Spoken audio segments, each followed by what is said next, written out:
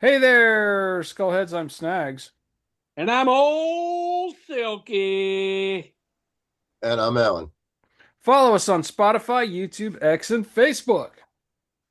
And be sure to check out snagsandsilky.com for playlists and other exciting things that relate to our shows. Um, well, I gotta congratulate Alan on his Knicks. Oh, thank you. If everybody, yeah, I don't know what I did with it. I got my Knicks hat here somewhere, but Yeah, he was yeah, wearing his Knicks hat. You get that at the game?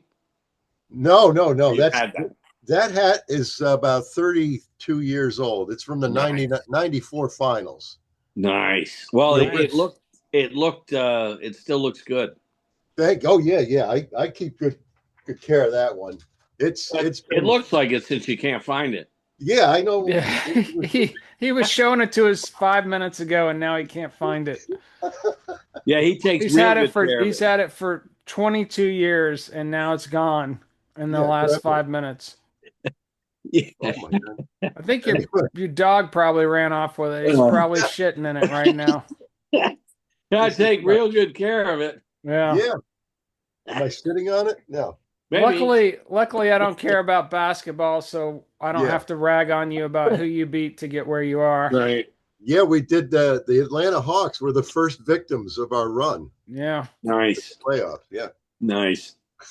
No, I before the show I was telling Alan that there was a celebrity that was literally crying because the Knicks were, about to Well, uh celebrities cry all the time for, all Right. kinds of reasons. Yeah. yeah, maybe. Just Maybe for the nonstop crying and whining. maybe Yeah. for the photo, but I just Yeah. found like I have been excited. I've screamed Yeah. myself hoarse. I've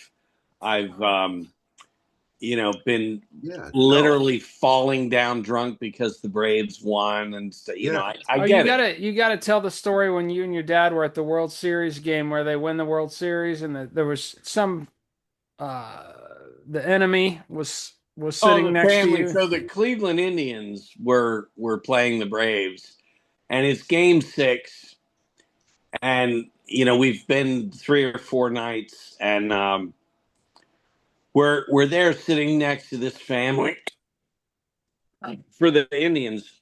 They're rooting for the Indians, and it's 0-0 like through the whole game.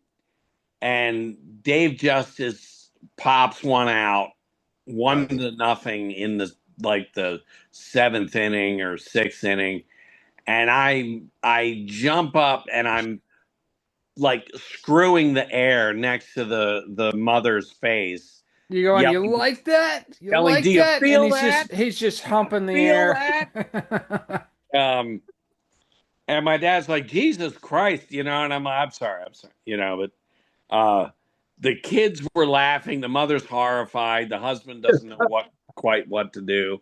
That I'm is like, "Do awesome. you feel that? Do you feel Yeah. it?" Yeah. And That's good. It's not profane, but you're getting the point across. Yeah. yeah, Good. uh, and bizarrely, like they just barely won that game. It was 1-0, and that was so they won the World Series. But we were happy. So I do recall that furor, the excitement, But like we said, there's no crying in basketball. No, yeah, like I said before, the time to cry was the last 27 years for the Right. Knicks. Yeah. Now is not the time to cheer with Yeah. just joy and abandon. I don't even care if they win. I'm just glad they got to the finals.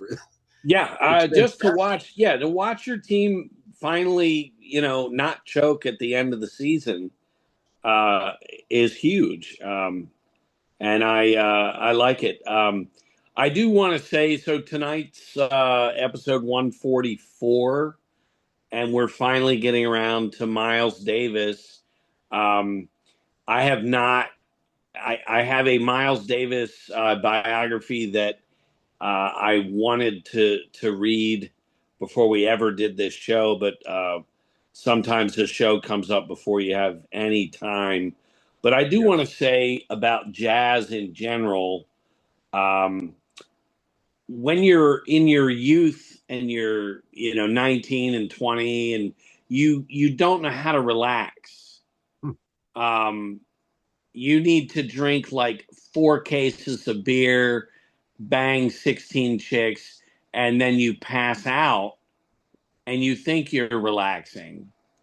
And as you get older and you come in to a quiet house, maybe you're going to cook dinner, and I have found there's nothing more relaxing than throwing on some Miles Davis or jazz from that era.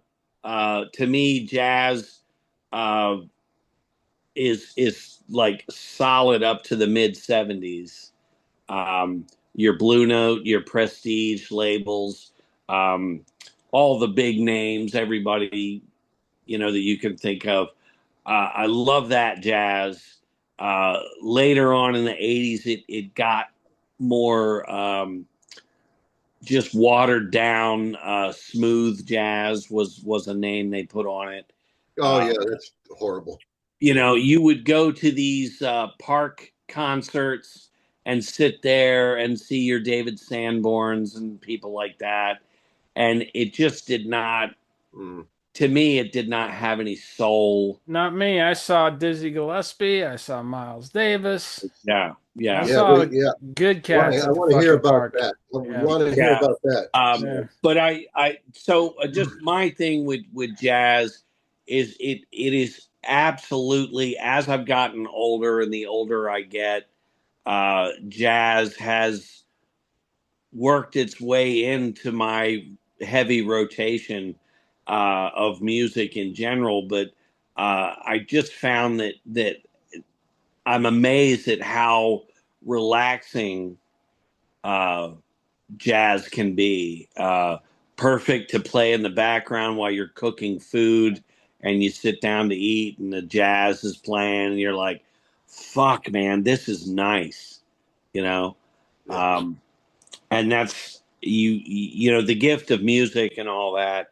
Um, it is truly my religion, music, Yeah. Amen. Yep. so, but that's so with that, Miles Davis, take it away.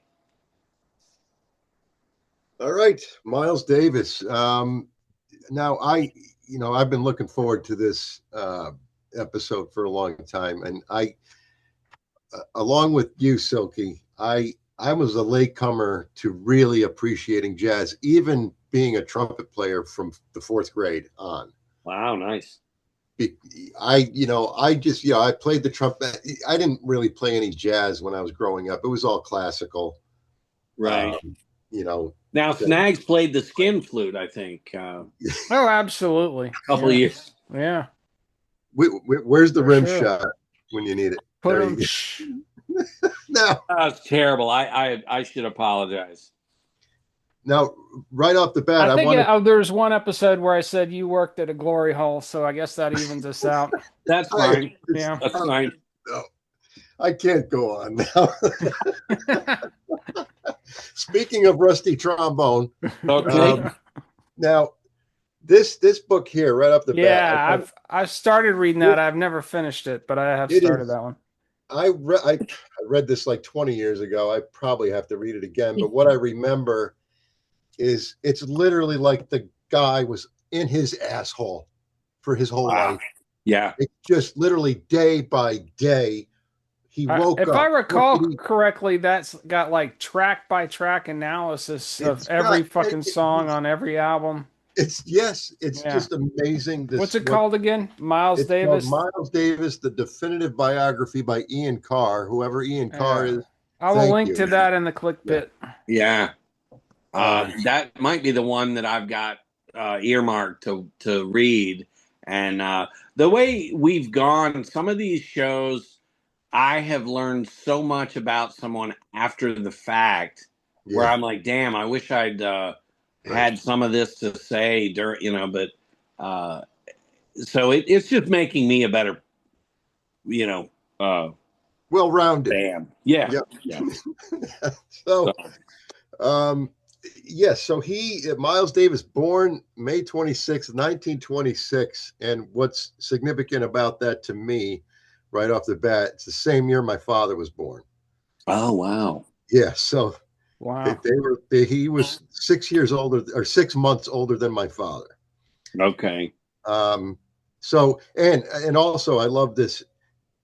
I think maybe the only other guest we or celebrity we've talked about that didn't grow up poor and destitute was maybe Bill Murray. Yeah, well, most But of them did, but Miles didn't. He was Miles, a upper middle right, class family back And then. right. did Louis Armstrong grow up with a Yeah, rich Oh, family? he was poor. no, No, he was BB King. poor He, AF. Oh, He was poor, in yeah. okay. he No, was in he learned how to play music in a detention home. He was lucky. He probably would have ended up dead. He was running around with gangs and he got yanked off the street by the cops and sent to like a reform school home, and that's where he learned how to play music. He Oh, had a okay. mentor there that taught him yeah. taught him the Okay. And music. BB King grew up well off. And Okay. so everybody thinks, It's because like a he's into the Jewish blues. family or something, right? No, What's that? the Jewish family was raising Louis Armstrong, but they weren't Oh, rich. okay. They That's weren't rich. okay. That's Yeah. I knew I was okay. Yeah, because the BB King was always saying, he would laugh because everybody would come up to him and say, how did you make it, from being so poor? He's like, They I just was never assumed poor. that because he was black. Yeah, Racist Right. fucks. yeah. So, Racist bastards. Yep. but thank you for mentioning Louis Armstrong because to me, just give me Louis Armstrong and Miles Davis, and I'm good to go. I, Satchmo, I just, John yeah. Coltrane. Well, yeah, right. Got to throw a Oh, Coltrane. Yeah, yeah. But I always my favorite is Ornette Coleman, but I like the wacky, wacky yeah, types. So That's like small dose. Sun Ra and Ornette Coleman are small doses. I really like that free jazz album. It's amazing. I love that one. It's Yeah, yeah. amazing once you get it and you hear the just how they move from one instrument to the next. yeah. But I've had people say it's like putting five records on at the same time. I don't Right. know why, but it relaxes me. I Yeah. I love it. Well, dude, I Right. can put on thrash metal and fall asleep, so I get Sure. it. Yeah, no, when I get Yeah. stressed out at work, I gotta listen to Slayer to relax. I don't know Yeah. what it is. Yeah. Yeah. Yeah. Whatever works. Yeah. Anyways, keep talking, Alan. Lay it on us. Right. So, yeah. So he grew up in East St. Louis, Illinois, relatively well off, and you never hear this. His father was a successful dentist who bought him his first trumpet at age 13. Here you go, son. Yeah. Wow.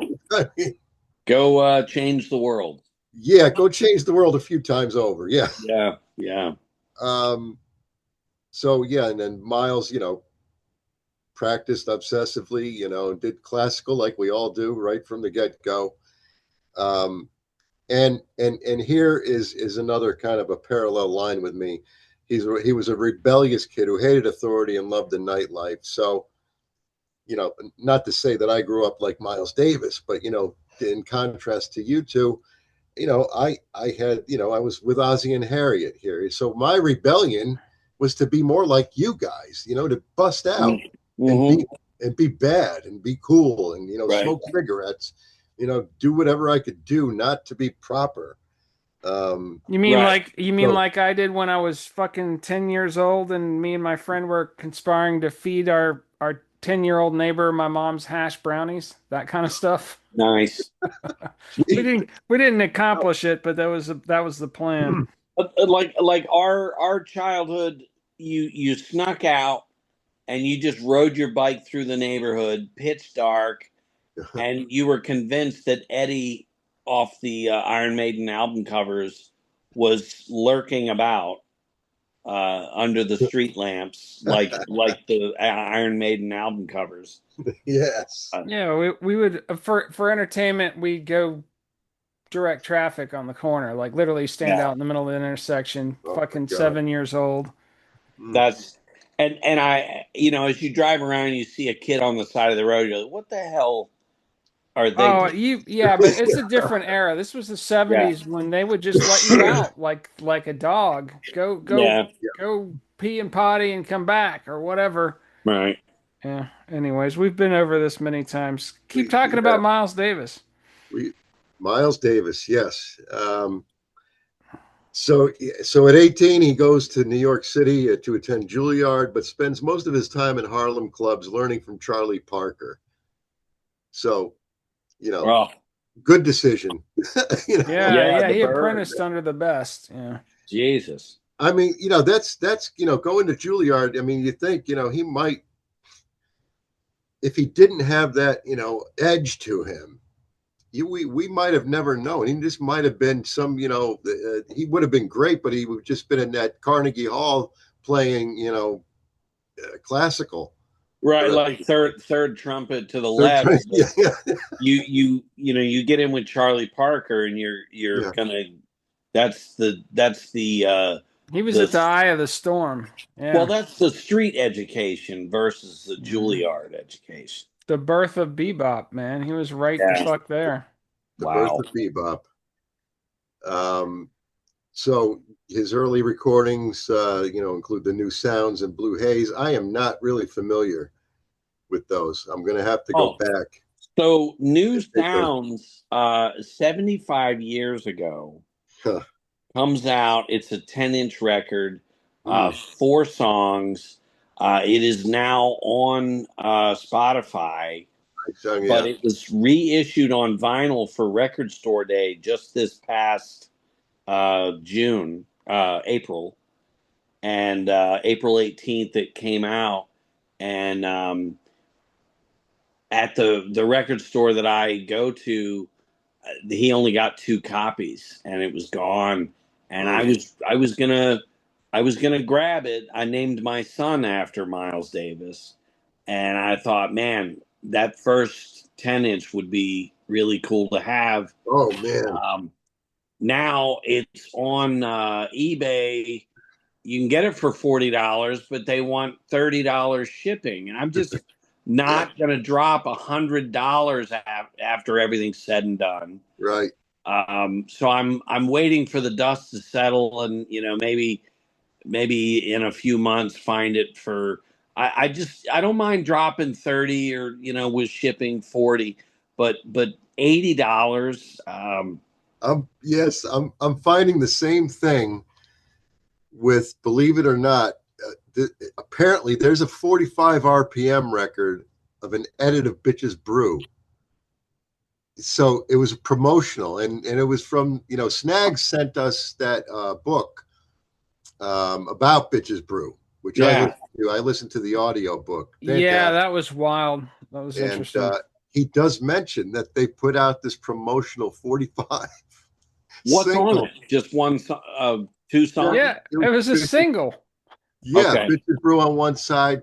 I forget what they put on the other Yeah. side. So an edit, a bit of. The whole thing with jazz fusion was basically you had this big revolution in the 60s, and then rock music started outselling jazz music. So you had all these jazz musicians going, well, hell, maybe I should do something that's a little more rockin'. Yes. And that's part of the mentality, See. oh, put out a single, maybe it'll be a hit kind of thing. You listen Uh, to Bitches Brew now and you're thinking, Jesus, people thought he sold out when he made that? That's a wild ass, it's. crazy experimental I'm. album. Yeah. I'm I glad. fucking I'm love glad. it. I'm glad we jumped ahead. I love it. It's my desert. If I had to choose between the White Album and Bitches Brew, it would be a coin toss. Wow. And Hendrix was supposed to collaborate with him, Mm. Hendrix was and then he supposed to died. be Hendrix. Miles and Hendrix were talking about doing an album together, which would have been Bitches Brew. That was the next album, and then he died, and he got John Yeah, McLaughlin. John But McGough. I worked. There was a time when I worked at this hardware store, and you could bring in music. This is back before streaming. Bring in a CD for the CD. I brought in Bitches Brew, And about halfway through it, the manager comes up to me and goes, "Hey, could you not bring any more of that weird jazz in?" Oh wow. It's fucking hilarious. Yeah, my younger son, he's 17. He and he's getting into a little bit of jazz. He listened to Kind of Blue, And I and think that's a great stepping yeah, on point. he loved it. He loved it, Mm. and he wants to listen to Bitches Brew. And I'm like, no, just slow down. You're not ready. You Yeah, know? yeah, Yeah. yeah.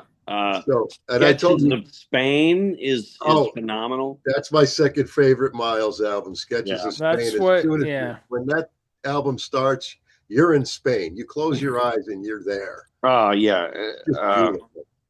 And I love In a Silent Way. That's another big one. That's I told Jonah to listen to In a Silent Way before you listen to Bitches Brew. It's kind of a Yeah. nice, kind of a preview almost. Yeah, yeah, You know, kind of gets you in that mood. yeah. But yeah, new sounds. His Yeah. early stuff with Prestige, they were all 10-inch records. So it'd be two songs on either side, and just a great collection of 10-inch he had. And then the 60s started, and he just got. Didn't Aerosmith say something about suck on my big 10-inch record? Yeah, Record of my my favorite blues. yeah, record of my favorite blend, and Steven Tyler swears up and down that he's saying except on my Oh big boy. 10-inch. Sure, Oh wait, yeah. yeah, okay, Yes. yeah, Sure. Yeah. yeah, and the Easter Bunny is, no, he says suck on my big 10-inch, and that's a novelty record. I forget who did that originally, but I love that. I love that cover. Yeah. It's a great one. Oh yeah. Like Louis Jordan, one of those guys did that originally. Okay. But anyway, uh, So, Right. I got one of my favorite. I've got a few Miles Davis stories I want to pepper in here every now and then. Yeah. One of them, and then I've got a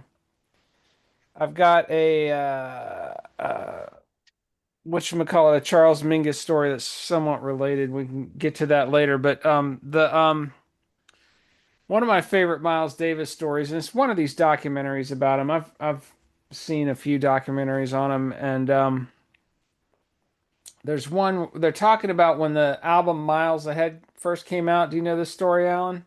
No, I don't know. The original, if you Google it, the original cover for Miles Ahead is this white chick on a sailboat. Oh, And okay. Yeah, yeah. they used to basically with these albums, the record companies would market them to like, middle class white people, they'd listen to them during martini time at their parties or cocktail parties or whatever. So what album? What album cover is that? Miles Ahead. Mm-hmm. It was his girlfriend at the time, whoever it was, right? He always put whoever he was banging on the cover of No, his no, latest. this is how this all started. The record company put this white preppy chick in a sailboat, Just say white bitch. Go ahead. and he they didn't consult him. This was early on in his career. They didn't. It was Columbia, one of those big labels. Columbia. They didn't consult him on what the album cover was going to be. So he sees it. It just comes out. It's in the stores miles ahead, and he calls him up and he goes, "What's that white bitch doing on my album cover?" Thank you. And that's when they changed the album cover, and that's when Right? he started putting his girls Well, it's on album crazy cover. what the record companies would do, because when Electric Ladyland came out, here's this uh, Hendrix album comes out covered in naked women all over the album cover, and one of them's holding a picture of Hendrix, and Jimmy's like, "What the fuck is this? This is not my album cover," or the Scorpions with Virgin Killer, and they slap some naked 12-year-old on there. They're like horrified. Yeah. Blind Faith. Blind Faith. They Blind they Faith. throw some naked girl on there's just 11 years old or some shit. I remember the big 10-inch record came out in like 52. Bull Moose Jackson was the singer. So that was an old Bull Moose Jackson song, and Aerosmith covered it in 75. So yeah, so Miles, the Miles Ahead cover that they updated was just Miles Davis, but after that he started putting he did put his women on a few album covers. Yeah. Yeah, but I always Uh, thought that was funny. I was just thinking of Smell the Glove from Spinal Tap, Oh, Yeah, absolutely, right? yeah. and it wasn't a glove, I'll tell you that. When Fran Drescher is arguing with the manager about the Yeah, album, it's just that is, I mean, not like the whole movie is. It's just everything is just right. so funny. No, but him saying it wasn't a glove, I'll tell you that. It was. Oh my God! All right. Oh, So anyway, I mean, no matter what Miles was doing, what he kind of like the Beatles were for rock and roll. He was for jazz. What he would do, the rest would follow. That's a good point. Yeah, he was always changing He the was the the scene. trendsetter. Yeah, yeah. Like, and you know that because every time he did something, he would piss somebody off. Hmm. well, yeah, You know, yeah. oh well, you How can't dare do he that. say? You can't add a harmonica there. That's gonna and again, I think it was on that bitches brew uh, biography, of the album that you sent, Hmm. Snags. Every time I hear the name Stanley Crouch, the guy, it was like he had a lifelong period just complaining about, Oh, just Jesus. you can't tinker with jazz at all. Forget it. Never, Oh yeah, But this was the guy that you know, gave it the terrible review or yeah, whatever. just, Yeah, yeah. yeah. I'm just so but sick that's of what jazz is. It's constantly changing. it. Like, right. That's what That's the jazz, point. exactly. Yeah. Wow. Yeah. No. So yeah, I mean that was my main point was he led the parade as long as he was alive and Well, made I it tell you, believable. when I worked at Tower, there was an old guy that would come in and he would buy all this jazz stuff. He was a total jazz head. I was so naive. I did not know jazz at all. And I had them completely snowed. They thought I was the jazz guru. Were you in Uh, you were the head of the jazz section, weren't you, for a while? well, it was jazz and blues, and so Right, I yeah. ordered, and I mean, I knew names, but Right. no idea. And this guy was huge swing jazz, um, anybody you can think of, in the mood and Starlight, all that stuff, um, and so he was mm, heavy, heavy, heavy swing jazz guy, and he said jazz died in 1955. Okay. And Yeah. he Well, would that get, excludes a lot of my favorite shit, well, man. yeah, that Yeah. like I mean, Yeah. all of it. To me, big band is its own thing, and it's right. great. But That was my father's music, and right, probably part of the reason I really didn't appreciate jazz because it was boring to me. right, Hmm. and to me, the Blue Note stuff, the Hammond B3 organ coming in, Lonnie Smith, uh, Babyface Willette, that stuff is just like biting off a chunk of heroin and kicking back on the couch, and I mean, Yeah, it's just so mellow. and it's also an evolution. Like I don't know if you guys have seen. I've got the Ken Burns DVD set of jazz, I've Oh watched a yeah, lot of those. I haven't seen yeah, all of yeah, it. Yeah. it's and amazing. it is. I mean, everything Just the guy does is phenomenal. But I yeah, mean, I got to rewatch it. But I remember, it's really an evolution. It's nothing you really need to complain about or agree with. It just happens. You cannot sustain traveling with an entire big band around the country every year. It's yeah, not. It's not a four-piece rock band. yeah, Yeah. yeah. It's It 18 impossible. musicians, and Yeah, yeah, it just fuck so that. it just didn't. It was not sustainable, Yeah. And the more, you could record, recording got more sophisticated. You could make music without having to travel. Hmm. Also, I think there was just this thing of those big bands, you'd have these soloists, but there's all these structured arrangements and everybody's Yeah. it's the same thing every night, and then the soloist can have a little bit of freedom for a few seconds here and a few seconds there. With bebop, it was like the soloists were just let out of the fucking jail. It was a jailbreak, Right. And they Yes. were they were running the show. Oh, hey, Well, Exactly. check it's out my it 20-minute And improv and on this riff. You know what yeah. I mean? what's Mhm. amazing as a fan is even with you go back to that tour that Buddy Holly and Elvis and Johnny Cash and Jerry Lee Lewis, they were all on the same tour together, hanging out after the shows at the hotel. And you flash forward to, around the same era, actually, that's hard to believe.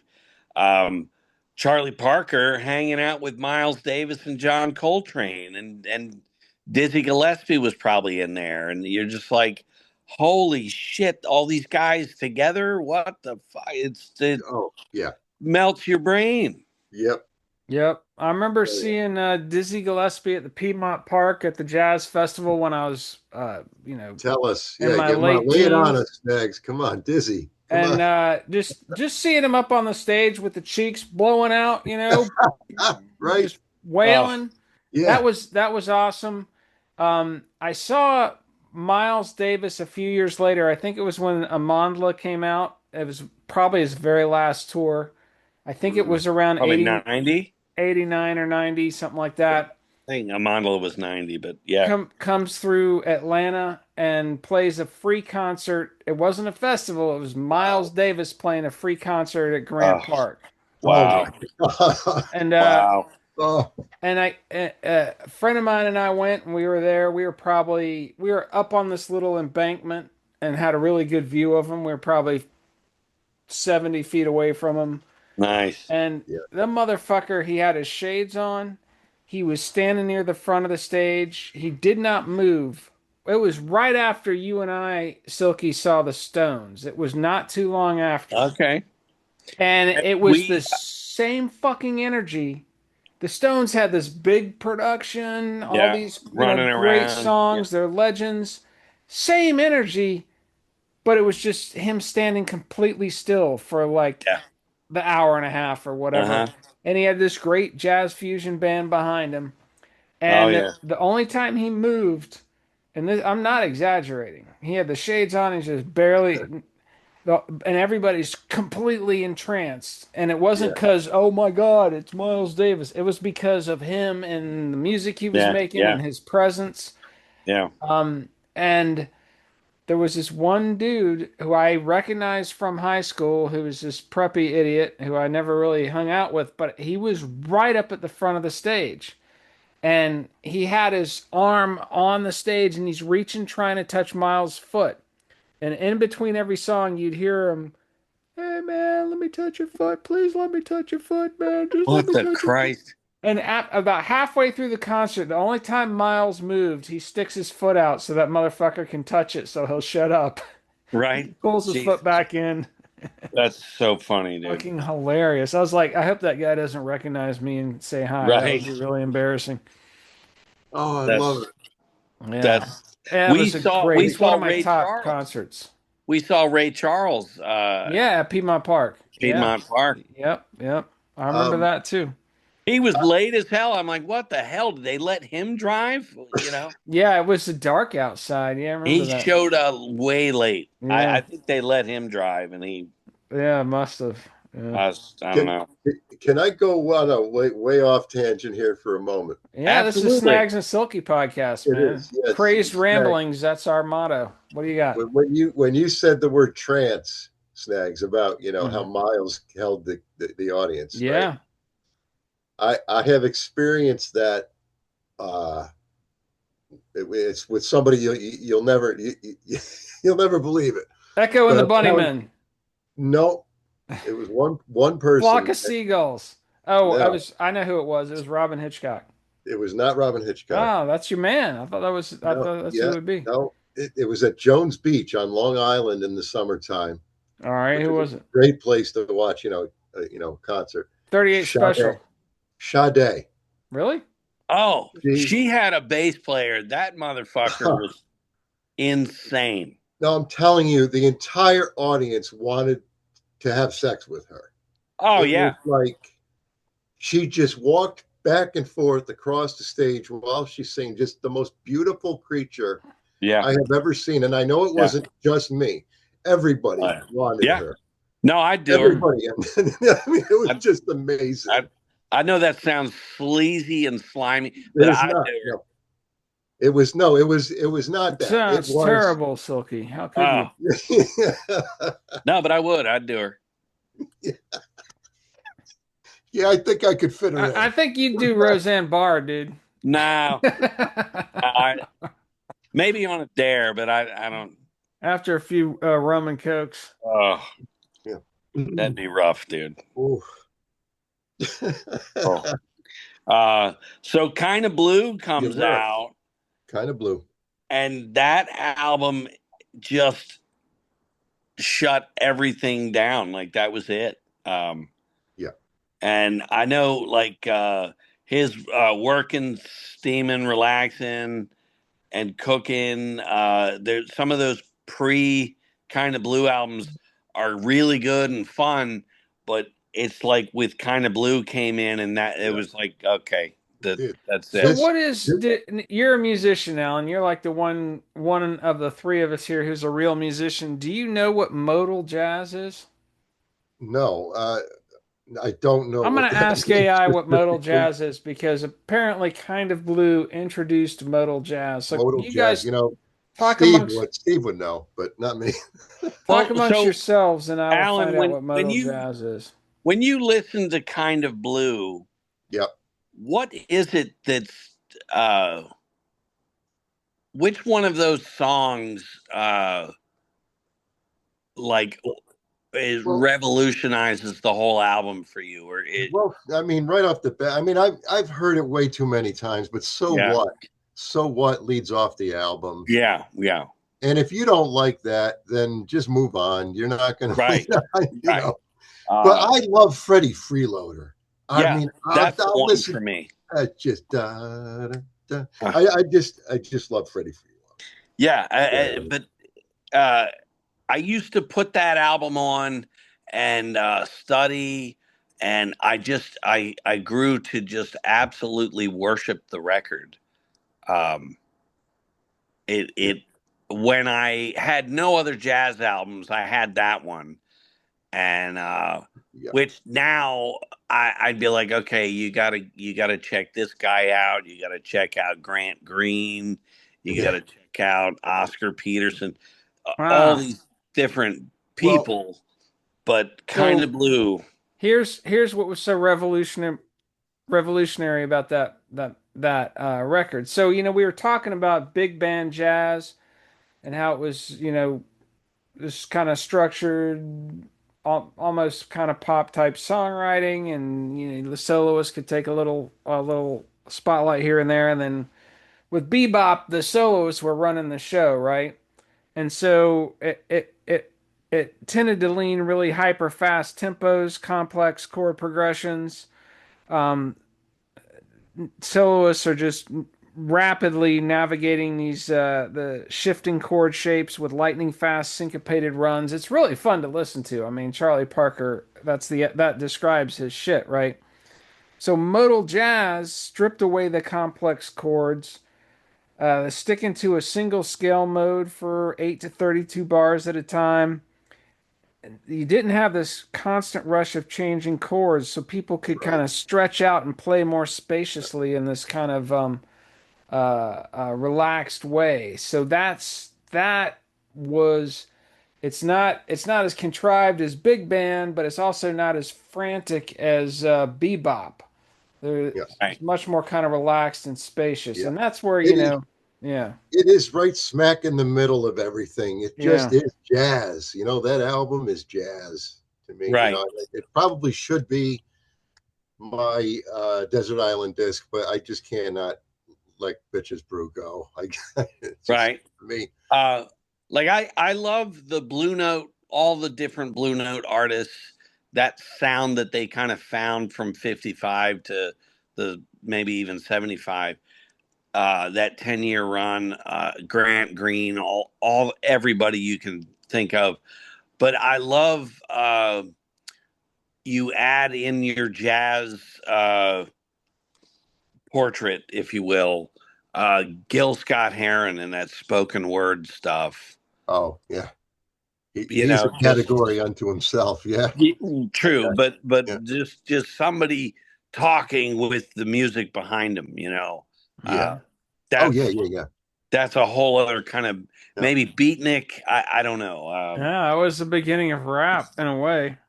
Oh yeah, 100. Yeah, Yeah, Sure, before but Cool Herc came over no, from Jamaica. I'm looking at the personnel on Kind of Blue. I mean, right? everybody. You got Lay it out, lay it on us. Who we got? Miles Davis on trumpet, obviously. John Coltrane, tenor sax, and then you got Cannonball Adderley on alto sax. Jesus Christ. Bill Evans on piano. Yeah, Bill Wow. Evans. Wynton Kelly also on piano. Paul Chambers on double bass. Jimmy Cobb on drums. Now Jimmy Cobb could clear a room with a beer fart. A lot of people. Yes, he could. Anyway, No, Yeah, I no, mean, that's a how can well-known you go fact. wrong? They teach you that in grade Yeah. school. Yeah. yeah. I mean, oh man, would I love to be a fly on the wall at those sessions, huh? Uh, yeah, Jesus. that's one hell of a God uh, damn it. assembly. Yes. Hmm. Fuck, Yeah. man. So You he's got right there at the start of bebop, and then yeah. he invents the modal jazz, which this kind of cool jazz thing, and drops, and that's I mean that's Mile ESP, Miles Smiles, Good one. Nefertiti. Yeah. I'm guessing in a silent way in Sketches of Spain were kind of I think Sketches of Spain isn't in a silent way is at the very end of that, right? That's right before Bitches Brew, isn't it? Yeah, Silent Way is like Yeah. 69, I think. Right Yeah. before Pitches Brew. Yes. Yeah. So Yep. and then inspired by Jimi Hendrix and Sly and the Family Stone, he puts together the Bitches Brew band, which again, originally he was having preliminary talks with Hendrix about being in that, which good God, could you imagine? I can't. Can you fucking imagine what that would I have been just like? cannot. Yeah. My obsession with Hendrix, I would have. Yeah. Uh, Yeah. They would have Jesus, ruled the world. it Yeah. really would have. Yeah. But I mean, drops this earth-shaking, changes everything again, Yep. and leads the charge into fusion, you know. Yeah. Now, can I make it about me for a Oh yeah, moment? of course. Yeah. Because this is where I come in. And I got to give credit to Steve, my partner in Wet Shoelaces. He turned me on to Miles Davis. I would not know half of what I know, All if it right. weren't If for him. if you He had cats want to hear Steve rapping about music, check out the Frank Zappa episode, and then the what's his band his side band uneven, uneven Steven. and the Uneven Steven episode. Yeah, Right. he's an interesting cat. Anyways, keep Yeah. going. So, yeah, he was kind of like my Miles Davis library. He had all his CDs, so he would loan All me right. three at a time. Mm. Chronologically, I'd give him, I rip them to my computer, give him those three. He'd give me the next three, and I just grew to love it all. But when Yeah. I got to Bitches Brew, it just this changed everything. And if you listen to Pharaoh's Dance, the first track, Yeah. at the end of it, he's playing the trumpet with effects, like reverb and echo and delay. And you never heard that. Only, you only heard that with guitars. Hmm. Mm-hmm. And now you're hearing it with a trumpet. And if you listen to early Wet Shoelaces stuff, that's exactly how we Guys play. are That's I just would play beautiful. the ripping him trumpet. off left and right, huh? We would put delay and reverb and Yeah. everything. That's great. But and it just, whether it's on purpose or subconsciously, I always emulate Miles. I'm Mhm. not before anybody loses their mind that's listening, I am nowhere near. I couldn't carry his jock strap, but I But just if you want try to to check emulate. out Alan's killer trumpet playing, Yeah, go to what's that Bandcamp and look up Wet Bandcamp, Shoelaces. Bandcamp, Yeah. and listen to. Yeah, we just re-released our first album, so if you listen to that, a lot of tracks have my horn on it. What's that one called? Is that a self-titled? It's called Stanley Crummins. Stanley Crummins. Yeah, Yeah. I knew these guys back when this shit was first dropping, and they Yeah. used to mail me CDs. I had a little Wet Shoelaces CD collection. I might still have Oh, I'm sure. Yeah, right. them. Yeah, we used to send you everyone. Yeah. Yeah. So, and then the last thing that I'll say about Bitches Brew is it actually inspired Steve to to conduct an album that we did with a bunch of our musical friends that we call the Umbrev Collective. And again, I remember Snags, that too. thank you for that biography. The author explained how they did these sessions, which I didn't know until I listened to this audiobook. It wasn't just like they record a jam and then pick the best take. Yeah. Teo Macero, the producer, just edited together whatever they did and pieced it all together like a puzzle. Mm-hmm. What you're listening It to had is not like a continuous jam. It's all been edited, which blew my mind. it has a So lot more in common with Sergeant Pepper than you would right, think.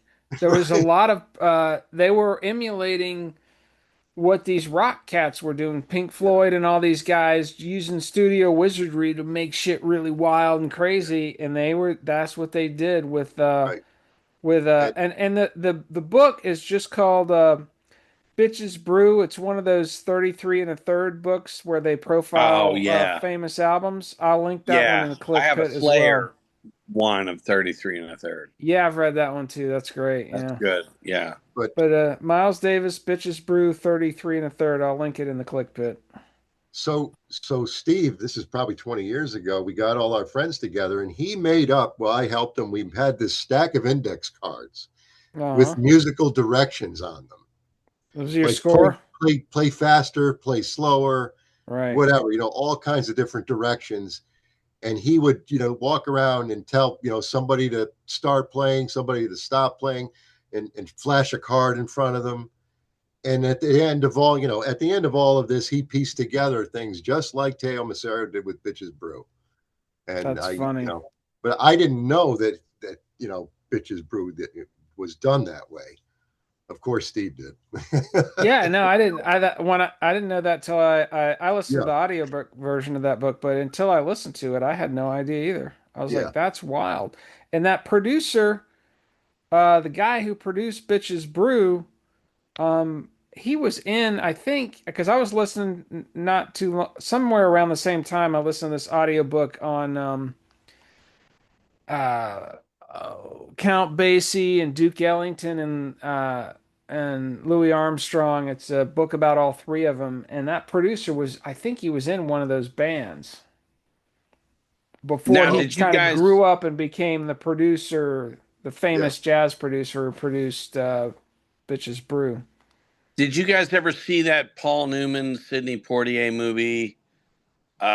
Duke Ellington did the music for it. Paris Blues. No, I never saw that one. No, that's I don't know. Sidney Poitier. They're over in Paris. It's really good. Hmm. Duke Ellington. It's killer. It's killer. But Yeah, Yeah, Duke Ellington did a lot of he did a lot of movie stuff. Teo Macero was the yeah, producer of Bitches Brew. yes, he was mm. the man. Yeah, he and Miles really just knocked it out of the park Yeah. with that. Another album. It's somewhere in and around Bitches Brew was Jack Johnson.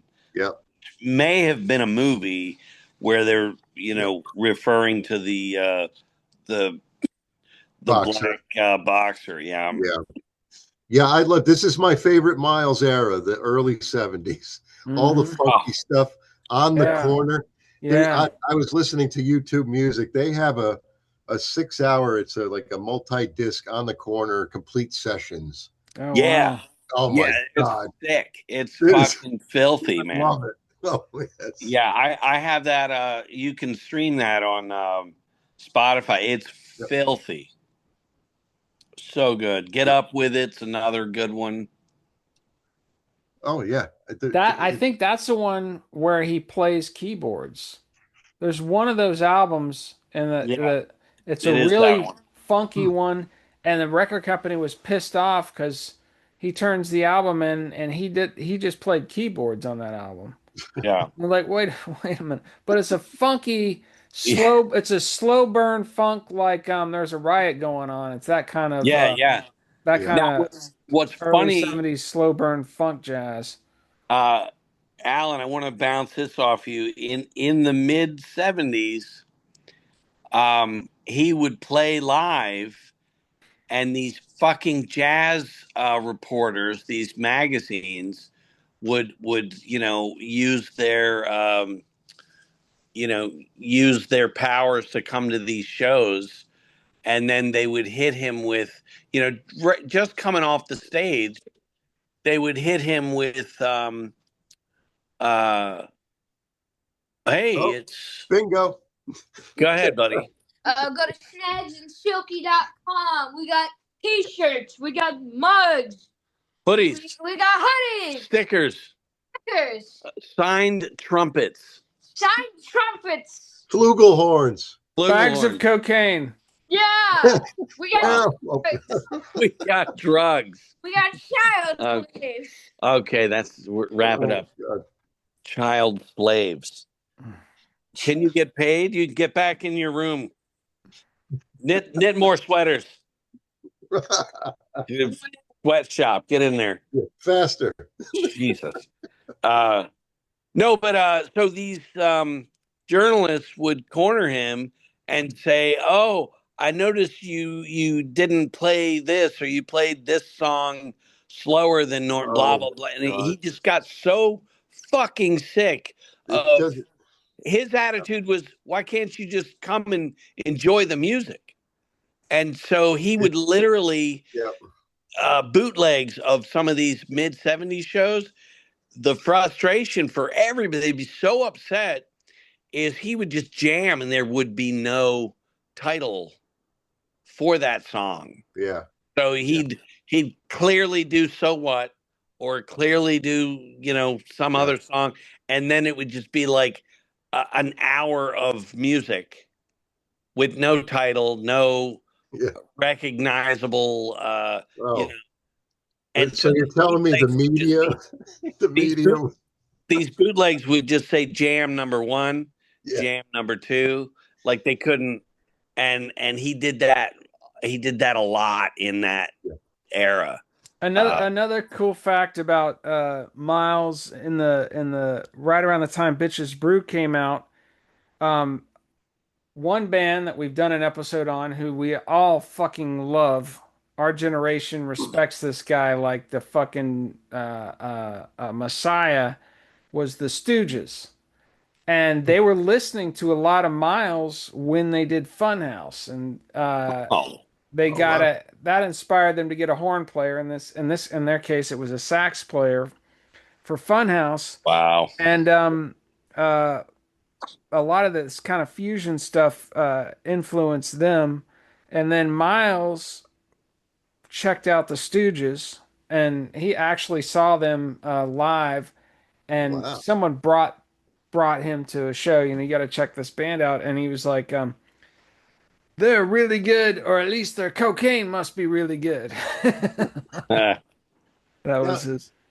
We haven't even touched on. He was kind of the Joe Namath, if you know who Joe Namath is. Yeah, Everybody, right. everybody knows he was Joe the The Joe Namath. Namath of Jets. jazz. He was the style, trendsetter, dressed, Yeah.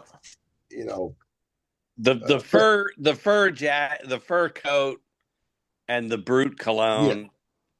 fashion icon. Yeah. One of my favorite, another favorite Miles story is he's at the White House. I think it was in the 80s. Reagan was having some, these Oh presidents. yes, yes, So yeah, they'll invite these legends into um for these state dinners and stuff, and there's inviting all the jazz cats. I know Carter did a lot, but I think this particular event was in the 80s. And I like to envision that the woman asking Miles the question was Barbara Bush. It just makes it so much better. But I don't know if Right. it was. It was just some old white lady, Right. and they're at They all look alike. Go ahead. they're at this dinner, and she's like, "Well, what did you?" She has no fucking idea who he is. What did you do to deserve an invite here? And he goes, Oh my God. "Ah, I just changed music 3 or 4 times. What'd you do aside from being white?" Yeah. Fucking bitch. And Oh. you can just see, you just imagine the flustered kind of like those women in Uh-huh. Caddyshack when yeah. Rodney Dangerfield's Oh. talking. Yeah, I'm no doorknob either. Those are the best moments when the uppity people get put in their place. How'd you like to make $14 the hard way? Yeah. Yeah. Yeah. You're no gentleman. But I'm no doorknob either.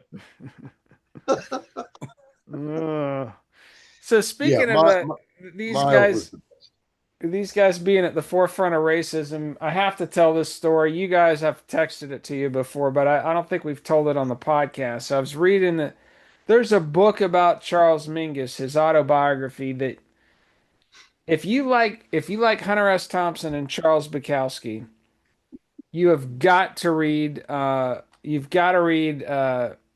Charles Mingus autobiography, which I'm going to get the title for it just because it's such a you wild book. yes, you have sent us several excerpts, all great, all Yeah, brilliant. Just, Yeah, yeah, I definitely will read that yeah. at some point. and basically he wrote this book, and it was in the late 50s, mid to late 50s, and you won't believe it when you read it because it reads like an early 70s gonzo journalism book. And they refused to nobody would publish it until like the mid 60s after, Naked Lunch hits and Right. the Cultural Revolution. Beneath the Underdog, his world as composed by Mingus. And he talks about himself in the Wow. third person throughout that book. Right. That's great. But the story I got to tell, since these guys, a lot of these jazz cats were at the forefront of pushing back against all the racist bullshit that was going on.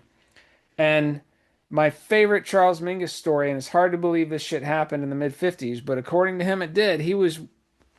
As he was struggling to make his career as a jazz musician, he's working as a postal worker delivering the mail. Hmm. And there was this one guy on his route that used to always call him the N word every time he would drop the mail off. Just some old bastard. And with a self esteem problem, obviously. And um, so Charles gets his buddies and they go scope out the guy's house after work. And the sun's starting to go down, and they catch the guy walking out towards his car, and they just ambush him. They beat the shit out of him until he's unconscious. Nice. And then they throw him in the back of their car. They drive him to the middle of Watts, and they dump him out on a corner with a little note in his front pocket that says, uh, um, you just got the shit beat out of you by the black mafia. Don't ever say the N word ever again.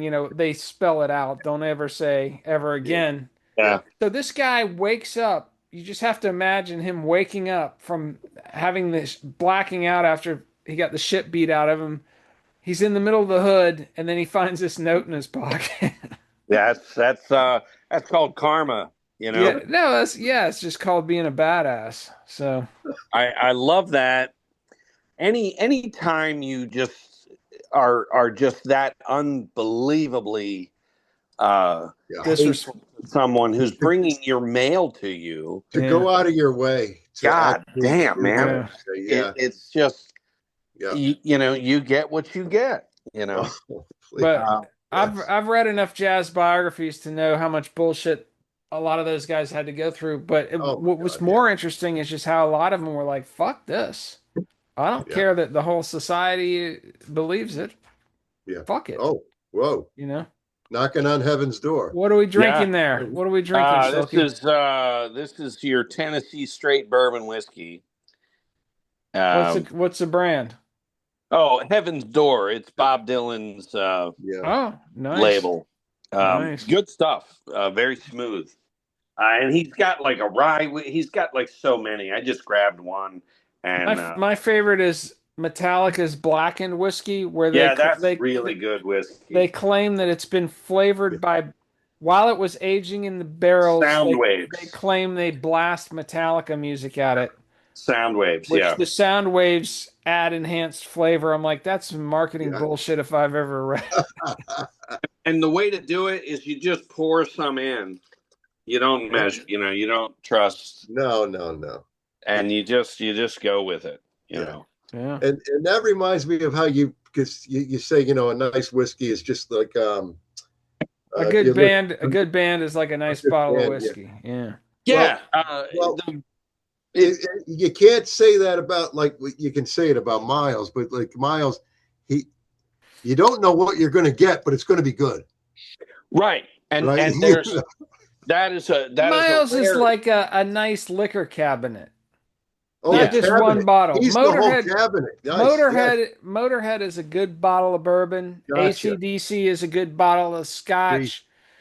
yeah, Miles and the Beatles, that's just a nice liquor cabinet. the cabinet. Yeah. Yeah, I you're gonna love get a that. little Yeah. of this and a little of that, depending what era you're Yeah. dropping the needle on, but it's all gonna be good. Yeah. Now What it's I like about Iron Maiden is after all these years, you put them on and it still sounds like Iron Maiden. yeah. Um, Anthrax has just put a song out called "It's for the Kids," and it's the first new music they've done in over 10 years, and it sounds like Anthrax, and you're just like, thank you, Yeah. Yeah. and like any band should, be able to grow and expand. I mean, as a musician, you can relate to that, um, Alan, but Yeah. you should also maintain some shred of who you started out as. I think, Yep. um, Absolutely. Yeah. but Well, or you just eventually need to get back, you know. yeah, and Yeah. we've all forgiven Get back bands. to where you once belonged. That's right. We've all forgiven bands that have gone way off on a tangent and come back. Drop a load or a magical mystery tour, but they come, they get back Yeah, yeah, eventually. Yeah. um, yeah. But yeah, Miles surprised everyone, I would say, and we can. This certainly doesn't need to be the end. When he did Doo-Bop, Yeah, that was an interesting album. Yeah. mixing hip hop with jazz, and I swear that jump started the whole acid jazz thing Yeah. in the '90s. Just really blending like urban soul with more of a jazz background to it. Maxwell was huge at the time.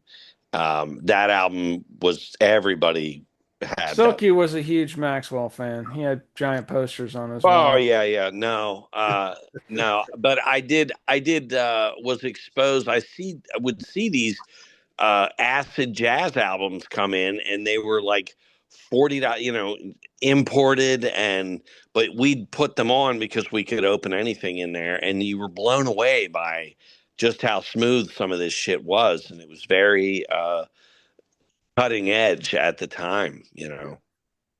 Um, but I'd say Yeah. that Doo-Bop album really I would agree. started that whole I would agree. Yeah. thing. Yeah, that was him. The guy just never stopped experimenting with his music. Right. Right, Yeah. but it's Yeah. such an easy, in hindsight, it's easy to see how you would go, hey, let's bring in some more of this hip hop style and put some jazz Yeah. beats on it, and it just makes sense where hip hop was sampling everything. So it's Yeah. you know He was kind of on that path in the mid '80s. I liked. There's an album, "You're Under Arrest." Right. if you know that one. And he covers Time After Time by Cyndi Lauper and Human Oh, Nature by Michael Jackson. wow. Hmm. It's phenomenal. Wow. Playing both of them. Yes. Wow. You know, Can you he was, tell us anything about the Rubber Band album that went? It was shelved for years, mm, and then surfaced in like 18, but had been for whatever reason nobody. It just went unreleased for a oh, long yeah. ass time. Okay. Right. Uh, But I, he was getting, he got funky and then he got a little more hard funk. And yeah, like that got him to where Doo-Bop, unfortunately, the last album, right? I think. yeah, I believe Yeah, that was I it. think that was, yeah. And He was, and it would have been interesting to see what he would have done because he probably would have done more of that. So, sure. as far as the Rubber Band album, I just AI'd it. So let's go over that real quick. The story of Miles Davis' Rubber Band is one of the more fascinating lost album sagas in modern music. In 1985, Miles made the monumental decision to leave Columbia Records and sign with Warner Brothers. He was leaning heavily into the mid 80s zeitgeist, street funk grooves, programmed drums, synth bass, contemporary R&B textures. He planned to bring in Chaka Khan and Al Jarreau, Ah, wow. but midway through the plug was pulled. Warner executives weren't thrilled with the direction. Um, Like they fucking know. And let's hear your album. Uh, and so Miles pivoted entirely, shelved the Rubber Band sessions, and recorded Tutu instead, which is a Okay. pretty acclaimed album. Yeah. For over 3 decades, Rubber Band sessions sat in the vault. Then in 2019, the original producers teamed up with Miles' nephew to finally finish the record. The hybrid result. So it was one of those albums like the Beach Boys' Smile that didn't completely get finished. Yeah. Oh, yeah. Um, Or that Neil Young's Chrome Dreams. That's another one that went missing. Yeah. So, or what was it? De La Soul, Crazy Wisdom Masters. That's another Yeah. lost album. Is that But out or no, I don't think that still one not? ever got released. But Yeah. the Or that Booger Cookie album. yeah, Snags and Led Zeppelin Silky's 2. Booger Cookie album, Led Zeppelin 2, which was never Yeah. released. Yeah, But what are they doing, man? I Gee. know. God, I keep threatening to upload that shit to YouTube, but we'll see. Wet Shoelaces has an unfinished album. Well, tell us the Uh, story. it's called When Jesus Met Odysseus.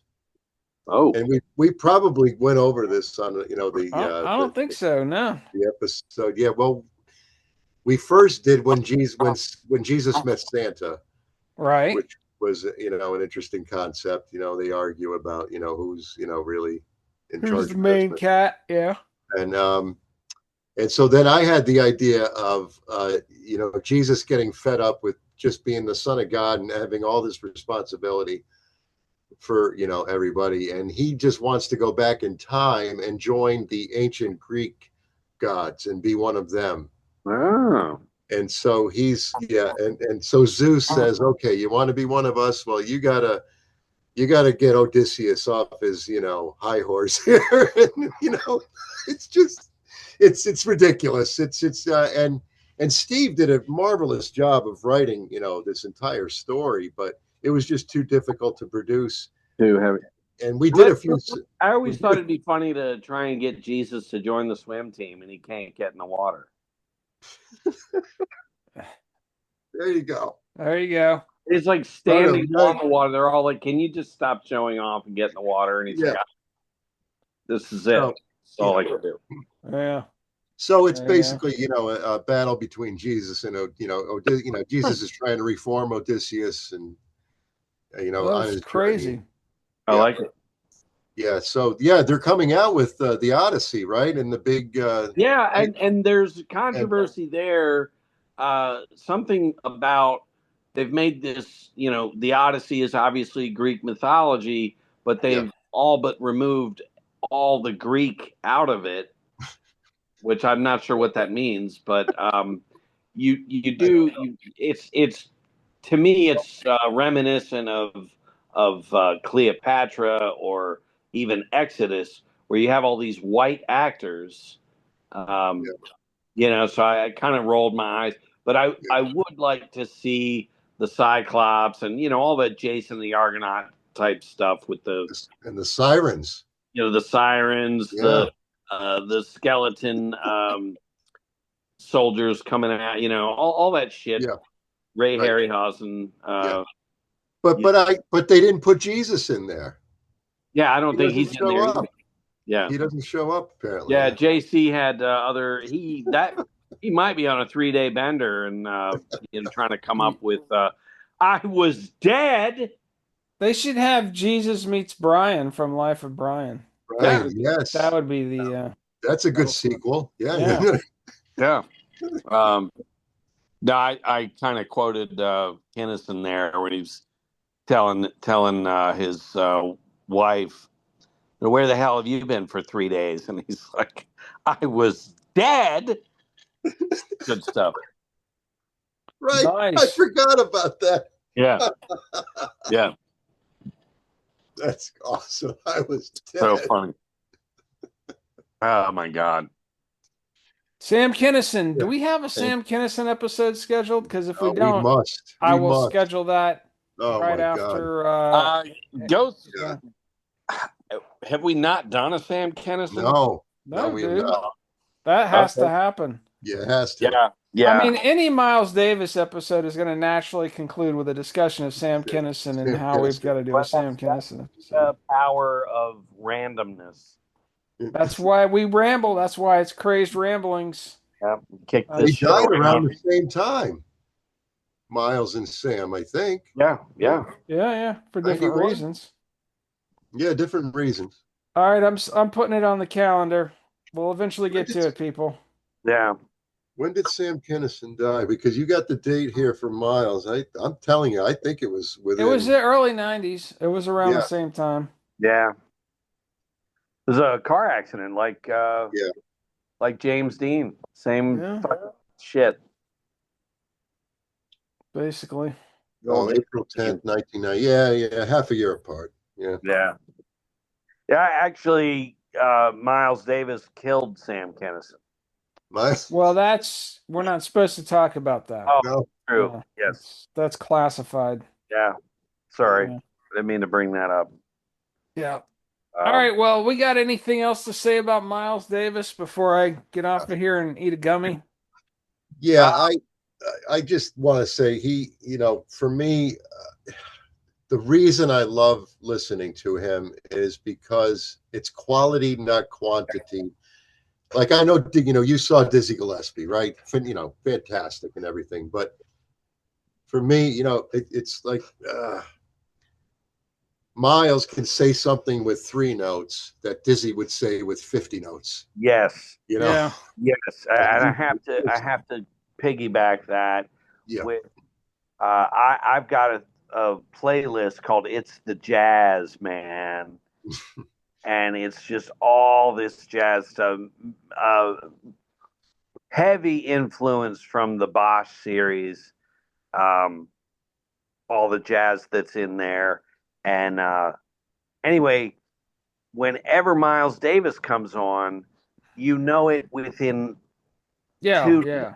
Oh yeah, it's him or He's somebody else. Yeah, he's one of those guys that has his tone. It's like Yes. like Hendrix, like yeah, I yeah. don't know. There are other people out there. Angus Young. Angus Young's another one. I know Within it's the him. first 3 notes, you Yeah. know Yeah. it's Miles Davis. Oh Yeah. sure. Yeah. It just, to me, it's like a razor cutting through all the bullshit. And so many times I'll be cooking and the music's on in the other room, and I literally will mutter, "Oh, it's Miles," That's Yeah. Miles. That's Yeah. Miles right there. I remember a It's, story that oh, different genre, but Ted Nugent was talking about late 70s. He's doing a tour or a show. He ends up at this show with Van Halen. And I think they're opening for him. It might have been that early on, 3 people on the bill. And um, Ted's got his hollow body Gibson electric guitar, and Eddie's got his Frankenstrat right. thing. and they trade guitars before the show, I guess during sound check or whatever. It's like, oh, let me play your guitar. Let me see that thing. And Wow. Ted starts playing it, and Eddie's playing Ted's guitar, and Ted said, didn't make a fucking lick of difference. Eddie sounded like Eddie, and I sounded like me. Yeah. And that's the thing, man. You got your everybody's got Uh, their tone, you know. Yeah. Some people right. like Eddie Van Halen and Miles Davis, Yeah. you recognize that shit, Yeah. Absolutely. Yeah. and Yeah. nobody can copy it. And what's funny on that, people talk about how great Slash is as a guitar player, and Rabbit Who Mike, talks about how great he is? just people, raving about Guns N' Roses or Nah, whatever. he's But an average guitar player. Yeah. Rabid Mike brought it up once that Slash uh, can play, and I'll give him that. He can play, but he does not have the riffs. There's no, Oh other well, all than that shit was, and I'll say it again. All that shit was the core songwriter through all their classic shit. It was Izzy Stradlin. Izzy. Yeah. Izzy. yeah, And Yeah. if you listen to his 10 disc solo career, which used to all be on Spotify, and it's it's all unfortunately gone. Yeah, not anymore, Gosh. it sucks. was very clear because all that shit was great. It Yeah. was Yeah, like it was like having surprisingly so. 10 more Faces albums, 10 more Yeah, Stones Yeah. albums. yeah, Yeah. It was great, but he wouldn't tour and he wouldn't promote it. And meanwhile, what is Guns N' Roses written since he left? Nothing. nothing, dude. Nothing that's worth mentioning. No, and And then when they get in the studio, they'll put out a single straight to Spotify just right, to and it's keep it. forgettable, just like Chinese Yeah, no, Democracy but was. yeah, So yeah, it's Izzy Stradlin was the guy in that band. But there are people like that who, they have their sound and that's yeah. them. I mean, to Anyways. go back to Miles Davis, bumming around with Coltrane and Charlie Parker, and they all knew each other and stuff, and you're almost immediately, for me, I'm reminded of like Chuck Berry hanging out with Muddy Waters and Howlin' Wolf and Little Walter and Fred Belo and all these guys. And it's like, how are you guys all to get this? Is Well, crazy. that's like that great story where in the early 60s when the Stones first toured the US and they go straight to Chicago, they want to meet all the chess blues guys and Keith is partying with he's with Muddy Waters and Howlin' Wolf at Howlin' Wolf's house. And he Right. drinks so much that he passes out and he wakes up over at Muddy Waters' house. And the party's still going and they just threw him in the car. Yeah, took him with. And Yeah. they and he Yeah, don't leave woke that up at white the guy other here. guy's house. Don't leave Yeah. that white guy here. If he die, I don't. And those two guys did not like each other very much. The fact that Keith had them both partying, Yeah, there's a famous together. story of Muddy Waters up on stage, and Alan Wolf comes in, and the lights get cut off, and Muddy immediately hits the ground because he's no fool, and Jesus. a bunch of gunshots go off. Oh my God. Yeah, and then Really? when the lights, Jesus Christ. yeah, when the lights come back up, oh, my bad, yeah, get how.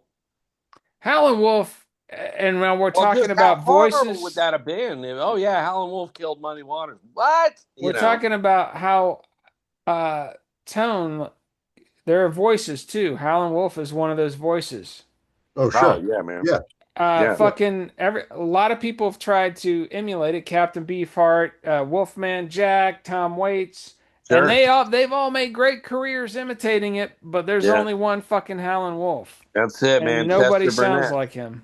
Yeah. Yeah. Chester Burnett was the shit, dude. He's my favorite electric blues cat. Yeah. Mississippi John Hurt on the acoustic side, and how we'll do an electric blues episode at some Now the point. But Mississippi John Hurt analogy, I wanted to mention specifically on the Miles Davis show. similar Uh, spacious vibe, actually. well, Yeah, just like yeah. you have said, Snags, that when you're really in the right mood and you put on some John Hurt, that it's like a glass of iced tea on a hot day, or It's like just smoking a nice really joint. mellows you out. Yeah. And for me, that is Miles Davis. Yeah. Yeah. I put Miles on, and I'm Yeah. like, okay, Yep.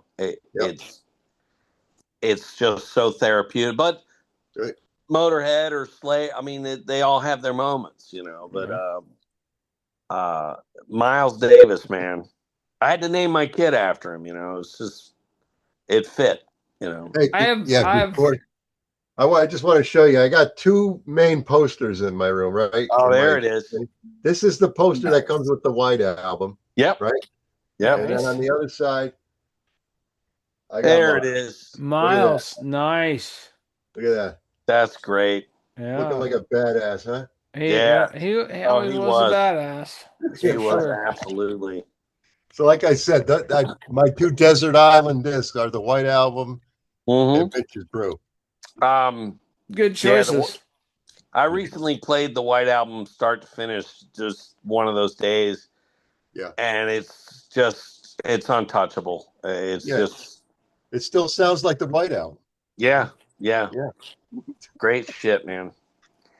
Well, that's all I got, kids.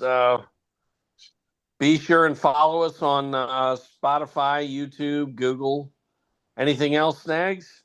Spotify, YouTube, X, and Facebook. Follow us on Spotify, YouTube, X, and Facebook, and check out snagsandsilky.com. Check out the merch store. Check out all our links we throw up there. You can even donate to the podcast if you want. It's all there. There you go. All right. Peace out, motherfuckers. Thanks, guys. Thank you, Alan. Couldn't have done this one without you. This is great. Right. Oh, love it.